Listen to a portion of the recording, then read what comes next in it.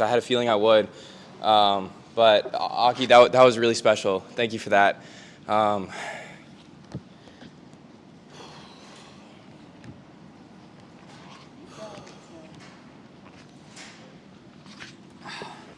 Yeah, just another shout out to Aki. Oh my goodness, I don't know. I was sitting there and I'm dressed up in this full suit, more layers that I've had on in forever, and I just felt completely naked, and just completely torn open and everything like that. So thank you for making me feel like that, even though I'm a little uncomfortable.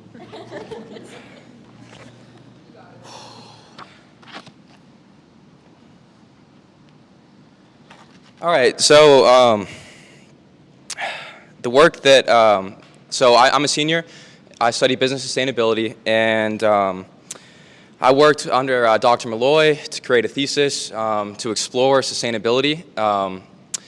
Sustainability is a word that's thrown around a lot, and it means a lot of different things to a lot of different people, but it doesn't mean enough to the people that have power and that have the ability to really implement it and do something with it. And that's what I'm going to focus my career to do, is to advocate for sustainability and be a part of a change through that field. And I've been lucky to have an amazing education at ASU and meet some great people that have done the work and gone before me and set up this position for me.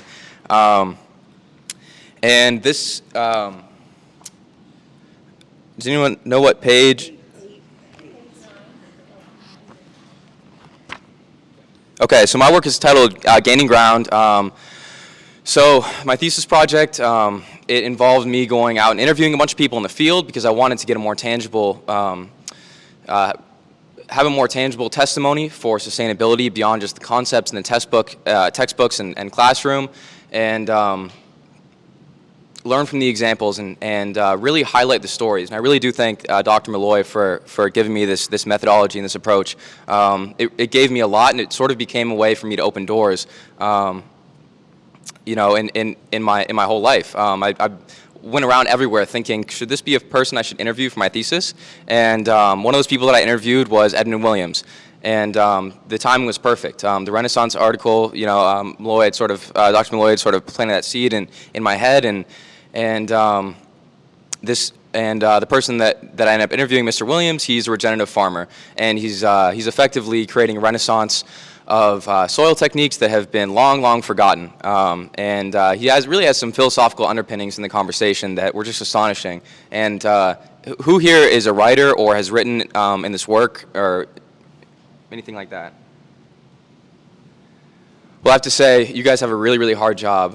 It was really hard to take sort of everything that happened in this experience, in this interview, and translate it on paper. So, you know, you guys are amazing that you guys do this regularly. It's pretty painful, but I love doing it. And then one more shout out before I get started. This was my last week of classes, and my first week of classes was with Carly and Sona right there. We both went to Copper Canyon Elementary School, and they were in kindergarten with me. So it's like, yeah, it's really crazy how life can sort of come full circle in certain moments. So I'm appreciating that right now.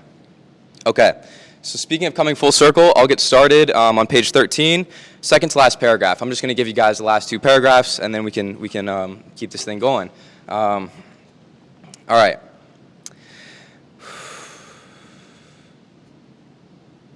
Actually, that being said, we're going to do 3 paragraphs. I'm feeling confident now. Okay.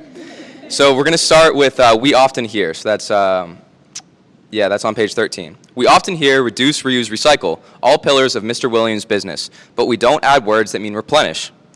One of the subtler benefits of Lear Gardens includes the sequestration of atmospheric carbon and releasing of breathable oxygen, the invisible but invaluable service that all plants provide. He estimates that 2 pounds of captured greenhouse gases for every 1 pound of delicious crop produced. Revenue is generated by sales of his soil. His business is a system designed as an ecosystem. It leverages life to benefit life. By integrating profit and nature, growth takes on a new robustness. Nature moves in cycles. The great Oglala, Lakota medicine man, Black Elk said, "The power of the world always works in circles. Everything tries to be round." By the way, Black Elk, amazing book. When Mr. Williams broke the cycle of nature by boxing in his lizard, a nasty externality piled up: pollution, waste. The linear economy that drives, or at least underpins, every level of human society tends to take natural resources and turn them into waste, with a window of human use in the middle. It's like our system forgot what it is. The idea that we are separate from nature is a source of our identity crisis. We are nature, and the case that we are not is supremely toxic, Mr. Williams said. A lot of the damage that we cause, damage that necessitates sustainability, comes from that belief. I am separate from nature. The need for sustainability is an indicator that we're missing some fundamental truth. We are nature. We are people of circles in a world where synthetic lines are severing our ability to cope with environmental degradation. I must add much more. Who are we as nature? Does the bee know that it works hard, that its hard work guarantees our food security year after year? Does it appreciate the fields of its blossoms that it bears on its tiny legs? Like everything else living on this planet, we have a role to play that is much bigger than we'll ever know. Scientists claim that the type of animal we are is a keystone species. The term comes from the stone at the top of a gate, holding the arch with pressure from all sides. We are the most consequential type of animal. As Ed explains, I say we look forward. Let's own that role as a keystone species. Let's create new habitats that create new things, and let's surround ourselves with healthy, thriving biomes. Let's remember who we are as nature. Let's adapt to evolve our linear system to work with nature's cycles. Nature's thriving is our thriving. Together, we can grow this wounded planet into the shrine of vitality.